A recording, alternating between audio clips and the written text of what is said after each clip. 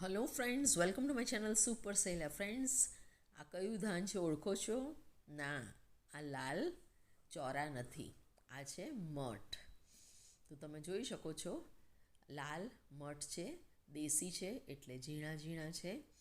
તો આજે આપણે એની એક સરસ રેસીપી બનાવવા જઈ રહ્યા છે. તો એક વાડકી મેં મઠ લીધા છે, એને આપણે કાણાવાળા ટોપામાં નાખી અને છૂટા પાણીથી બરાબર ધોઈ લઈશું. તો ફ્રેન્ડ્સ, ધોવાનું એટલે છે કે આપણે એને પ્રિઝર્વેટિવ નાખતા હોય સડે નહીં, એના માટે હું બોરિક પાવડરથી એને મિક્સ કરીને રાખું છું, એટલે બોરિક પાવડર કાઢવો જરૂરી છે. તો મઠ ધોઈ ગયા છે. આ બાજુ મેં એક કઢાઈમાં ગરમ ગરમ પાણી મૂક્યું છે.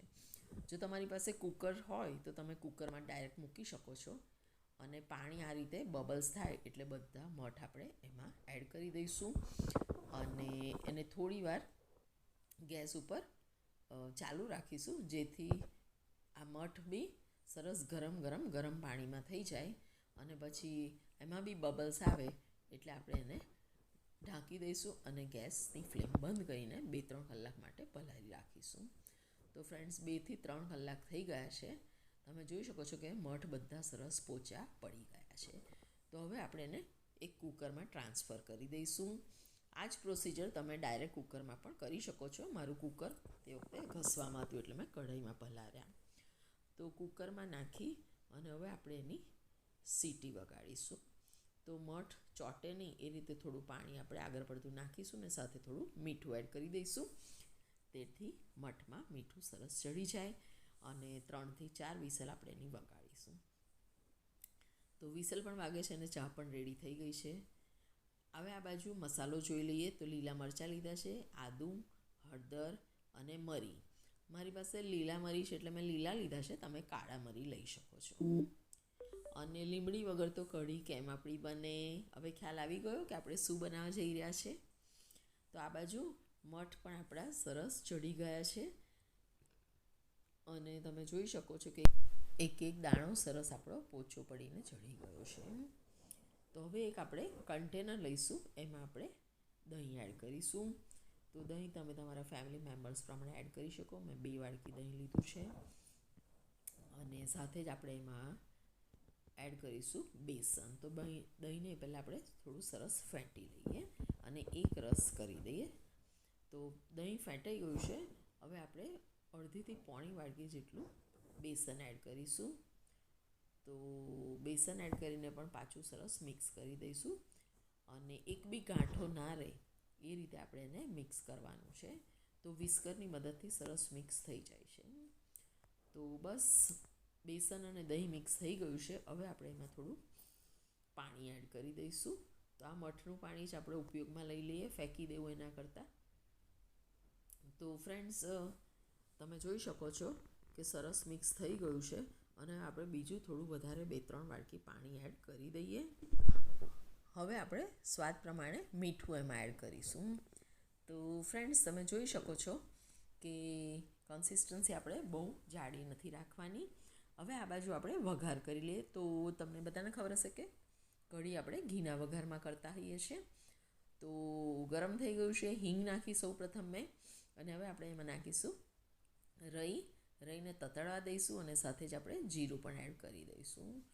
તો ફ્રેન્ડ્સ, વઘાર ક્યારે બેસે? જ્યારે બધું સરસ ફૂટે ત્યારે, અને સ્મેલ આવી જોઈએ. હવે આપણે એમાં લીલા મરચાં નાખીશું. તમે જોઈ શકો છો મેં લાંબા લાંબા કાપ્યા છે. હળદરના ટુકડા, આદુના ટુકડા અને લીલા મરી મેં નાખ્યા છે. ઘી તમે થોડું વધારે મૂકી શકો છો, અને વધારે આગળ પડતી આપણે એમાં લીમડી નાખીશું, અને બધું સરસ ઘીમાં ફ્રાય કરી લઈશું. તો ફ્રેન્ડ્સ, ઘીમાં જ્યારે લીમડી અને લીલા મરચાં ફ્રાય થશે ને, અને કઢીમાં જ્યારે ખાશો ને ત્યારે બહુ સરસ સ્વાદ લાગશે. તો સરસ વઘાર આપણો થઈ ગયો છે. હું થોડી મેથી એડ કરીશું. કઢીમાં મેથી નાખવી જોઈએ. હું દરેક વાર કઢી બનાવું તો મેથી થોડી એડ કરું છું. તો બસ સરસ આપણું શેકાઈ ગયું છે. તો હવે આપણે જે બેસનનો ઘોલ રેડી કર્યો હતો તે આ વઘારમાં એડ કરી દઈએ. તો જોઈને કઢી આપણી સરસ રેડી થઈ જશે. તો કઢી તો રેડી થઈ ગઈ છે. હવે આપણે સરસ બધું મિક્સ કરી દઈએ, જેથી નીચે સહેજ પણ ચોંટે નહીં. અને હવે આપણે એમાં એડ કરીશું બાફેલા મઠ. હા ફ્રેન્ડ્સ, મઠની કઢી આ જ રીતે બને. તો બધું મિક્સ થઈ ગયું છે. હવે મઠ એડ કરી દઈએ આપણે એમાં અને બધું સરસ મિક્સ કરી દઈએ. તો ફ્રેન્ડ્સ, મઠની કઢી બનાવવી ખૂબ સહેલી છે અને ઉનાળામાં જ્યારે શાકભાજી ના મળતું હોય ત્યારે આ રીતે સાંજનું ડિનર માટે તમે આ એક મેનુ ઉપયોગ કરી શકો છો. મઠની કઢી સાથે તમે છે ને ભાત પણ ખાઈ શકો છો. એટલે મઠ, ભાત ને કઢી એ પણ બહુ સરસ લાગે છે. પહેલાં મેં થોડા મઠ રાખ્યા હતા, પણ પછી મને થયું કે ના, બધા એડ કરી દેવા દે, એટલે મેં બધા જ મઠ આમાં એડ કરી દીધા અને કઢી આપણી એકદમ સખત થઈ છે. સુગંધ તો બહુ સરસ આવે છે અને દહીં પણ ખાટું હતું, એટલે ખાટી કઢી થઈ છે. જો ગર પણ તમારે નાખવું હોય તો નાખી શકો છો. ઉપરથી આપણે ધાણાથી ગાર્નિશ કરીશું અને ગરમ ગરમ સર્વ કરીશું. ફ્રેન્ડ્સ, તમે આને સૂપની જેમ પણ પી શકો છો.